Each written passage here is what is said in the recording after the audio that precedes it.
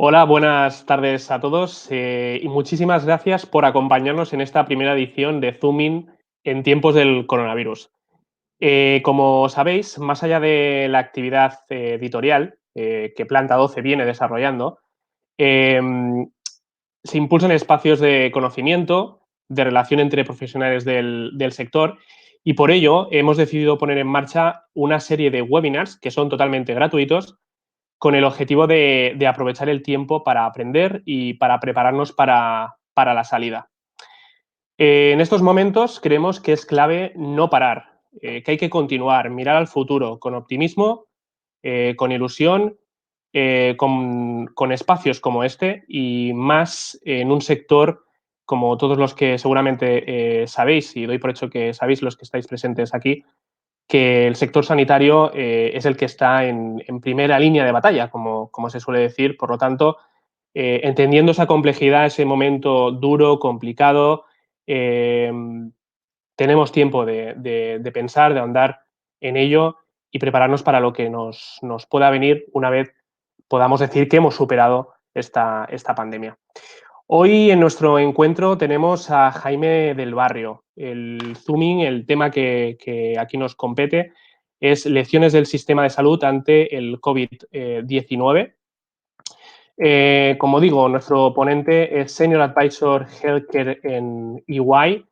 Él es licenciado en Medicina y Cirugía por la Universidad de Cantabria. Cuenta con una dilatada experiencia profesional en este entorno, tras haber ocupado diversos cargos de responsabilidad tanto en la administración pública como en el sector privado. De hecho, Del Barrio ha sido consejero de Sanidad y Servicios Sociales del Gobierno de Cantabria. Y en lo que respecta al sector privado, Del Barrio fue durante 11 años director general del Instituto Roche, tiempo en el que desarrolló una intensa labor en todos los ámbitos de lo que entendemos por medicina personalizada. Eh, Nada, simplemente me gustaría, antes de dar el paso a Jaime, en la parte inferior tenéis un espacio de preguntas. Si tenéis cualquier pregunta, cualquier duda que nos queráis hacer llegar, en esta parte inferior veréis que pone Ask a Question. Podéis enviar todo cuanto queráis y al final te dejaremos un espacio de unos 5 o 10 minutos aproximadamente para trasladárselas a Jaime. Así que sin más, presento a Jaime. Jaime, te cedo la palabra. Muchísimas gracias por estar hoy con nosotros, al igual que todos los que estáis conectados, también daros las gracias por estar y acompañarnos en un día como hoy. Bueno, en primer lugar, gracias a Planta 12 por esta amable invitación. La verdad es que estamos hablando mucho del tema que nos ha traído aquí, pero yo creo que merece la pena hablar de ello y comentaré el porqué, ¿no? Y el reto que tengo en estos minutos es compartir si hemos aprendido o no algo en el Sistema Nacional de Salud de todo lo que ha ocurrido y está ocurriendo y va a ocurrir. Es un momento duro, es un momento complicado, como decías, pero también es un momento único. Es un momento único, es un momento apasionante desde el punto de vista de la atención sanitaria, de la asistencia sanitaria. Y yo creo que como profesionales sanitarios, como ciudadanos, como sociedad, bueno, tenemos que estar a la altura, ¿no? Y ahora vamos a ver si lo hemos estado y si lo estaremos en un futuro próximo, ¿no? Esta pandemia está afectando a todos y cada uno de nosotros, aunque es verdad que de manera diferente dependiendo del lugar del mundo en el que nos encontremos, bien sea como sociedad o bien sea como sistema sanitario que tenemos, ¿no? Y en este sentido, las decisiones del qué y el cómo se vayan tomando medidas por parte de los decisores políticos, pues van a influir, como no, en las cifras finales de esta pandemia, ¿no?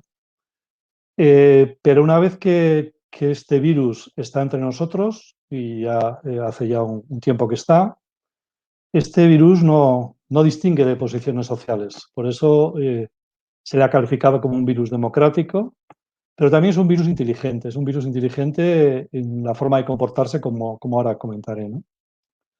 Por eso, antes de compartir con ustedes unas reflexiones sobre las lecciones aprendidas por los sistemas sanitarios en esta pandemia, pues quiero hacer una breve introducción de cómo hemos llegado aquí, cómo lo estamos afrontando y qué esperamos en el futuro.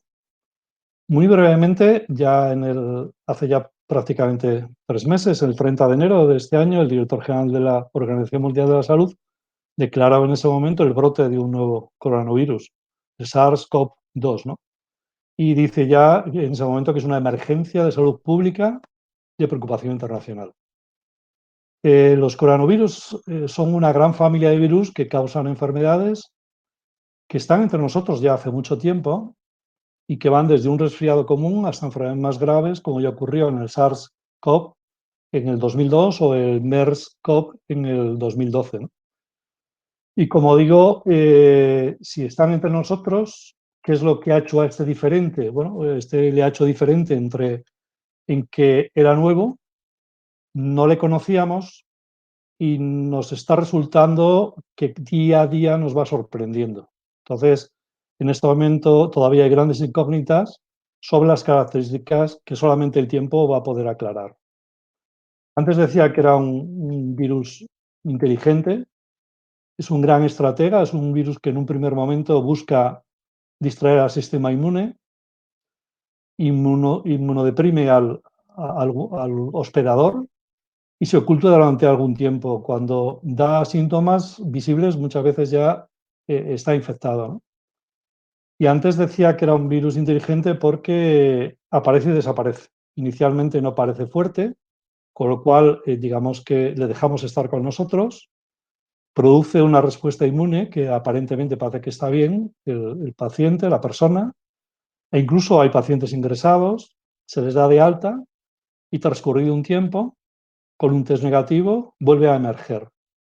Se le vuelve a hacer el test y en ese momento un test que inicialmente era negativo aparece que es positivo. Inicialmente creíamos que había una reinfección y ahora estamos viendo que no, que es que la primera respuesta inmune no era lo suficientemente fuerte, de ahí la importancia en este momento que se discute de la sensibilidad de los test. En una hipótesis normal, en junio, porque la pregunta es, bueno, ¿y esto hasta cuándo, no? En una hipótesis normal, aunque desconocemos muchas cosas, en junio lo normal es que haya una clara mejoría, sobre todo con la llegada del calor, pensando que este virus, como sus congéneres, pueda tener un componente estival. Aunque, como les quiero recordar, este virus hasta este momento nos está demostrando que tiene personalidad propia y que la vamos conociendo día a día mientras nos va dejando, ¿no? Un aspecto que quería comentar, el virus llega a nivel mundial, llega a nosotros y empezamos ya en un aluvión de datos. Y empezamos a no poder ser capaces de digerir la cantidad de datos que se nos están trasladando día tras día y a todas horas. En este sentido, yo creo que ya todos se habrán dado cuenta que hemos de considerarlos con cautela. La mayoría de ellos no son todo lo fiables que nos gustaría, aunque sí han servido y están sirviendo y van a seguir sirviendo para constatar tendencias. Tendencias que en nuestro caso ahora mismo están confirmando una estabilización y esperemos que muy pronto llegue un previsible descenso.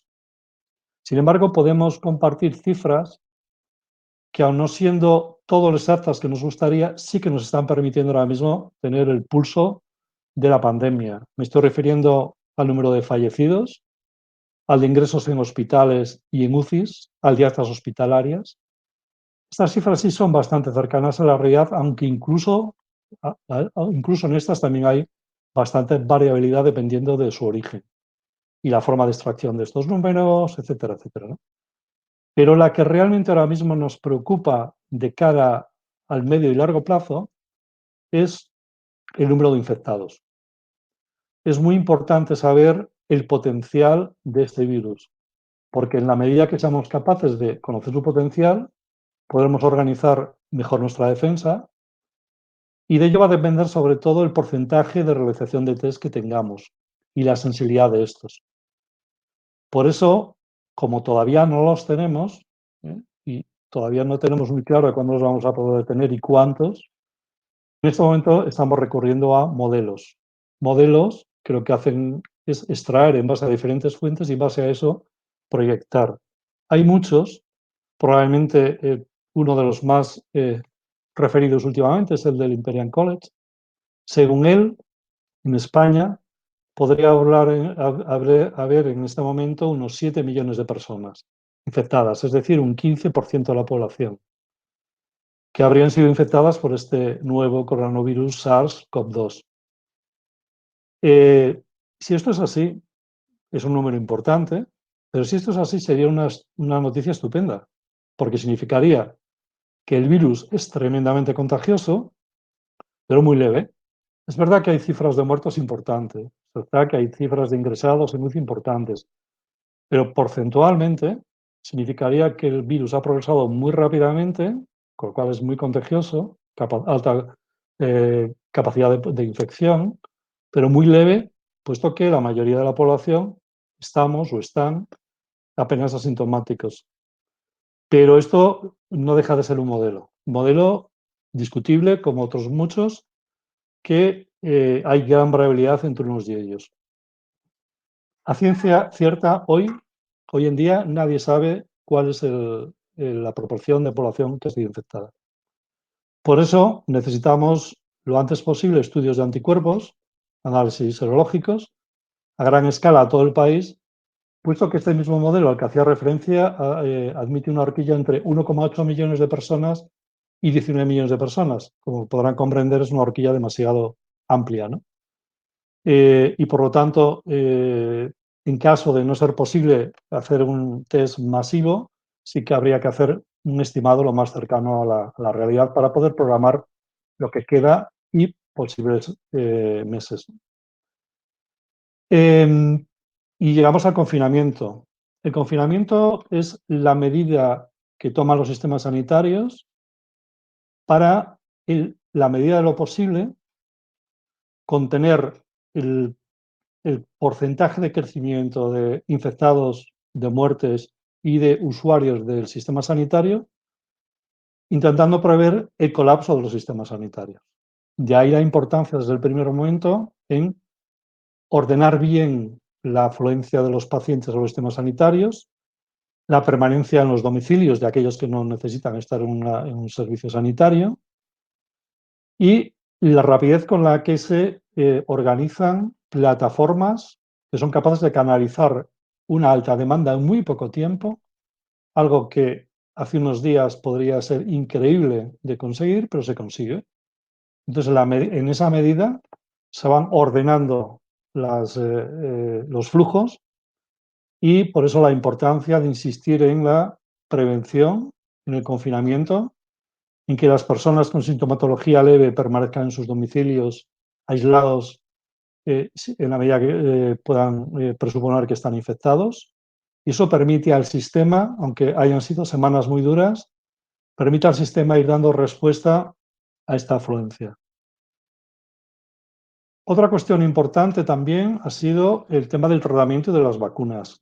Al no haber un tratamiento específico ante situaciones graves, los médicos, sobre todo aquellos que están hospitalizados en unidades intensivos, han ido utilizando diferentes tratamientos ya indicados para otras patologías, como los antivirales y a otro tipo de fármacos que iban a reforzar el sistema inmunitario, ¿no? Y ya en situaciones más avanzadas, oxigenoterapia, incluso ventiloterapia. No ha habido un tratamiento sintomático, perdón, no ha habido un tratamiento específico, con lo cual en las fases leves era un tratamiento sintomático. Todo lo que oíamos no se correspondía con la realidad. El tema de las vacunas. Ahora mismo hay 5 vacunas que ya se están probando con humanos, están en fases clínicas con humanos. Es lo que estamos llamando vacunas rápidas, vacunas no tan completas ni tan complejas, pero que pudieran ser muy eficaces en los próximos meses si, como parece, vuelve a aparecer este virus. Y hay otros 41 candidatos a vacunas que están todavía en la fase preclínica, es decir, antes de su estudio en humanos. Estas son las que serían las más complejas y las más eficaces, pero que estas, después de tener un candidato en 2 o 4 meses, necesitarían 8 o 14 meses para conseguir una vacuna estable genéticamente, que no dé efectos secundarios, y aquí los tiempos no se pueden acortar, ¿eh? Y los tiempos no son inferiores a 2 años, ¿eh? En todo lo que supone ensayos clínicos en las diferentes fases. Luego, por lo tanto, probablemente para la próxima oleada en otoño, que esperamos en otoño, ya haya esa otra vacuna que nos ayude. Y en cuanto a los tratamientos, como les decía, ha habido tratamientos sintomáticos, tratamientos que han ido utilizando los médicos en plantas especializadas. Y ahora mismo hay un gran ensayo clínico mundial liderado por la Organización Mundial de la Salud que está destinado a comprobar la eficacia para este virus con 4 tratamientos que ya están existentes para otras enfermedades. En este gran ensayo clínico participan 45 países, lo que va a reducir de una manera muy significativa el tiempo en tener la evidencia de un fármaco eficaz para esta pandemia. Es de destacar en este sentido la cooperación internacional. Y ya paso al futuro antes de empezar qué hemos aprendido en el sistema sanitario. El futuro ahora mismo pasa por seguir manteniendo las medidas de confinamiento y de ir preparando de una manera gradual los diferentes escenarios posibles. Una de las cosas que estamos aprendiendo a nivel mundial con este virus es que ha ido apareciendo en diferentes lugares del mundo. Todos lo hemos ido abordando de manera diferente, en tiempos diferentes, con soluciones parecidas pero no iguales. Y ahora mismo las salidas también están siendo en diferentes tiempos y de diferentes medidas. Bueno, ahora mismo el escenario más probable es que la transmisión de este nuevo coronavirus no se pueda eliminar a corto plazo, que por lo tanto haya brotes recurrentes en los próximos meses. Esto es debido, en primer lugar, a una gran transmisibilidad, a un periodo corto de incubación y, aunque pensemos que puede haber un 15% de la población inmunizada, esta es una baja proporción de la población. Sería deseable una cifra superior al 65%. Ya no digo nada si tenemos en cuenta modelos que la sitúan entre un 1 y un 5%. Pero incluso hasta los más favorables, el grado de inmunidad todavía sigue siendo bajo. Luego, por tanto, tenemos que seguir insistiendo en medidas de control eficaces para la infección. Siendo así, lo más probable es que algún caso se nos pueda escapar al control epidemiológico. Por lo tanto, hemos de insistir en que cuanta más gente protegida haya, por haber pasado la infección y posteriormente por impacto de la vacunación, disminuirá más el riesgo de que haya nuevos brotes. El invierno que viene, lo esperable es que haya una segunda oleada, que haya una vacuna sencilla. Estoy pensando en una proteína más un adyuvante, una vacuna sencilla y rápida. Se podrán aplicar sueros también como tratamiento, sueros extraídos de pacientes infectados, como se hizo con el MERS y se está haciendo ya en ensayos clínicos en este. Y habrá algunas de estas drogas antivirales que se están testando, alguna de ellas habrá mostrado su eficacia. Con lo cual, la situación en los próximos meses será más favorable para todos nosotros, lo cual no quita que tengamos que bajar la guardia. ¿Y qué hemos aprendido de todo esto? Pues hemos aprendido, primero, que tenemos un sistema sanitario resistente y flexible, pero que también es capaz de funcionar en entornos desafiantes y que ojalá continúe siendo así, ¿no? Le hemos sometido a un test de estrés sin estar preparados y la nota que ha obtenido es una nota alta. Eso sí, hay que reconocer que ha sido a costa de la salud de los profesionales sanitarios, de la salud, aunque también de su buen hacer profesional. Y digo salud porque el sistema no estaba preparado cuando había señales que así lo indicaban. A largo plazo necesitamos absolutamente pasar de un sistema sanitario basado en la atención a agudos, que es la que traíamos, a una atención basada en la acción preventiva y en una verdadera salud pública. En segundo lugar, hemos aprendido que además de una pandemia, hemos tenido que abordar una infodemia, es decir, una epidemia de una información demasiado falta de calidad y con muchos bulos a través de muchos formatos, llegando a todo el mundo. Por lo tanto, En el futuro tenemos que elaborar menos información y de más calidad, y siempre con fuentes contrastadas y fuentes fidedignas. En este sentido, la parte de la comunicación de las TIC se ha consolidado como una herramienta básica en lo que es la contención, la asignación de recursos y la posterior propuesta de resolución de toda esta pandemia. En tercer lugar, ¿qué hemos aprendido? Hemos aprendido la necesidad de los datos. Veníamos diciendo por activa y por pasiva de su importancia, pero no se nos escuchaba. Se ha puesto de manifiesto la necesidad de datos. Antes decía que no hemos tenido datos fiables, ni nosotros ni quien tenía que tomar decisiones, con lo cual las ha tenido que ir tomando día a día. Desde el inicio hemos visto un baile continuo de cifras. En la mayoría de los casos, como decía antes, nos hemos quedado con tendencias y nos hubiera gustado tener datos más fiables en todo el mundo, ¿eh? No estoy hablando solamente de España, en todo el mundo. De hecho, hoy día sigue ocurriendo esto. Hoy día sigue siendo una incógnita el número de infectados en todo el mundo y por eso hemos tenido que recurrir a modelos. En cuarto lugar, ¿qué hemos aprendido en el sistema sanitario? Y espero que no se nos olvide la lección, la importancia de las nuevas tecnologías. Nuestros sistemas de información tienen infraestructura y capacidad, pero han tenido resistencias tradicionales que estos días han saltado por los aires. Desde el primer momento se han puesto a contribuir en el reto de ajustar la demanda exponencial a la oferta de recursos limitados y además, como digo, en un tiempo récord. Si hace 3 meses me dicen que si esto era posible, les hubiera dicho que era imposible, pero si se lo preguntamos a ellos también hubieran dicho que era imposible. Todavía recuerdo la lucha permanente por la transformación digital en salud o incluso la resistencia de los médicos a la telemedicina. Esto espero que haya pasado a la historia. Y para ir terminando, los 2 puntos finales de lo que hemos aprendido. Hablaba de la telemedicina. La telemedicina ha ayudado a poner al paciente en el centro. Venimos diciendo siempre que el paciente está en el centro, pero no lo hacíamos. Ahora lo hemos hecho por la vía de los hechos. En un tiempo récord se ha aumentado la capacidad de hospitales, centros de primaria, todos los recursos sanitarios se han puesto a disposición del paciente en su domicilio e incluso se ha hecho telemedicina entre las plantas de hospitalización de intensivos con las familias, ¿no?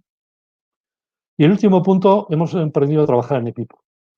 El ecosistema sanitario siempre ha trabajado en equipo, pero en sus equipos. Hemos aprendido a trabajar en equipos multidisciplinares. Ahora ya no ha contado tanto quién soy como qué puedo aportar en este equipo. En este sentido había un cambio muy, muy importante, ¿eh? Con lo cual, con todo este tipo de lecciones aprendidas, yo creo que más que preocuparnos porque vengan nuevas olas, lo que tenemos que hacer es ocuparnos en que lo hagamos bien, no se nos olvide y lo hagamos sin prisas.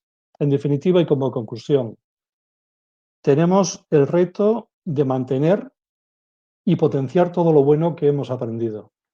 En este sentido, mi pregunta es, ¿serán capaces los responsables políticos de aprender de esta experiencia y cambiar las prioridades que venían trayendo? ¿Y será la sociedad capaz de no tener esa memoria tan frágil que ha tenido siempre?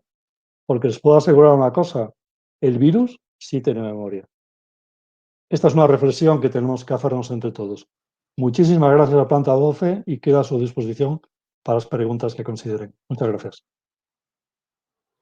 Pues muchísimas gracias, Jaime. Me quedo con esta última reflexión que hacías, ¿no? Si serán capaces nuestros líderes políticos de poder asumir todos estos retos, que esperemos que naturalmente sea que sí, ¿no? Me quedo con dos cosas. Antes de lanzar las preguntas, dos de los retos que has comentado, destacaría personalmente, destaco el término de la infodemia que has comentado y la telemedicina, ¿no? El apostar por esos servicios de telemedicina que a ver si, ¿no? Pues vamos, acabamos, digamos, incorporándolos de verdad y como debería ser. Procedemos ahora a las preguntas. Tenemos un par de ellas. La primera pregunta que tengo aquí, la que ha recibido más votos en estos momentos, Te pregunta, Francisco Fernández te pregunta, Jaime, ¿hacia dónde puede virar el mundo de las residencias geriátricas a raíz de la crisis del COVID-19? No sé dónde va a virar, pero yo espero que nos lo tomemos más en serio. La mayoría de las residencias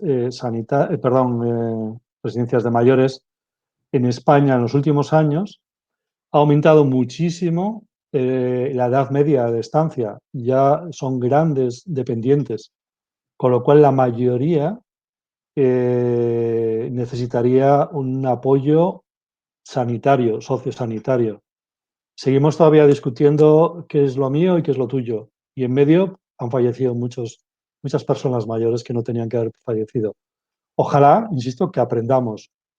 Soy un poquito escéptico. Yo creo que no vamos a aprender por lo que ha ocurrido. Tendremos que aprender en la medida que quienes estamos ahora mismo aquí recordemos que esto tiene que ayudarnos, ¿no?, a cambiar la sociedad en la que estemos. Pero ojalá que las residencias sanitarias, porque la población es muy alta, cambie hacia un modelo sociosanitario, con asistencia sanitaria dentro de los... No físicamente dentro, no es necesario, pero sí que Ujú, tenga un apoyo de un centro de referencia cercano. ujú. Por otro lado, Enrique Sánchez pregunta si después de esta experiencia se le dará más importancia que hasta ahora a los test diagnósticos.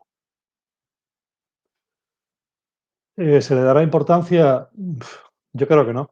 Yo creo que los test diagnósticos han estado ahí, se les ha dado una importancia relativa, todavía están discutiendo ahora mismo cuál sería mejor y cuál no sería mejor. Y ahora mismo lo que se anda buscando es la validez, la sensibilidad de estos test, más que nada para conformar el ecosistema y organizar los sistemas sanitarios y decidir qué medidas de confinamiento se van liberando. Porque no nos olvidemos que al lado, yo no lo he citado porque no es mi competencia, pero al lado tenemos la crisis económica que está generando todo esto. Y entonces todos los ojos están puestos en la parte sanitaria, pero con la urgencia de la medida que se pueda ir liberando partes de la sociedad que empieza a ser productiva y empieza a ayudarnos a sostener esto, ¿no? Que nosotros no nos olvidamos de ello, pero bueno, al no ser nuestra competencia, pues bueno, no la hemos abordado, ¿no?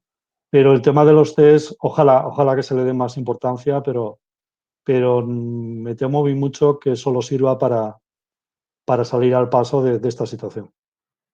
Ujú. Jaime, otro usuario te pregunta si crees que todos podremos tener acceso a los test. No. Si por todo se refiere a 40 millones, no. Eh, Tampoco probablemente sería necesario. O sea, al tener una muestra significativa nos podía dar un grado de inmunidad, ¿eh? ¿Cuánto sería esto? Hombre, yo creo que si somos 40 millones, el que se pudiese hacer a un porcentaje de, no sé, de un 1%, entre un 1 y un 5%, con una debidamente hecha la muestra, sería suficiente para saber el grado de inmunidad que tiene la población. Por lo tanto, no es necesario hacerlo a toda la población, pero sí que un porcentaje entre un 1 y un 5% sería deseable. Independientemente de esto, sería muy deseable también hacerlo a colectivos de riesgo. Es decir, empezar a hacer profesionales sanitarios, profesionales que están trabajando en residencias, eh, eh, grandes empresas que trabajan en colectividad, en formatos totalmente abiertos. Bueno, yo creo que hay formas de ir modulando todo esto y que incluso muchas empresas estarían ahora mismo dispuestas a colaborar en la reacción de sus test a sus empleados. Con lo cual, a todos no, ni es necesario, pero a un número significativo sería deseable. Ujú. Pablo, por otro lado, te pregunta si la medicina preventiva y la salud pública, que tiene un impacto considerable en los presupuestos, con el futuro económico que tenemos, ¿habrán partidas presupuestarias en las comunidades y en el Ministerio de Sanidad para desarrollar estrategias que sean eficientes? Eh, Esta era mi primera gran pregunta, es decir, las autoridades sanitarias se han dado por enteradas de esto. Yo propugno que tiene que haber no solamente presupuestos, sino también liderazgo y también estrategia. Por desgracia, y yo en su momento cuando tenía otras responsabilidades lo discutí. Lo primero que se transfirió a las comunidades autónomas fue la salud pública. Y se transfirió porque no tenía presupuesto, ni tenía dotación de personas, no tenía recursos. Para mí era un grave error porque este virus, como todos los patógenos, no conoce de fronteras ni de comunidades autónomas. Lo vivimos con la meningitis meningocócica, lo hemos vivido ahora. Y ya no solo entre comunidades autónomas, sino lo vivimos entre países. Esto es una crisis global y la manera de entrada y de salida entre los países va a tener que ser acordada.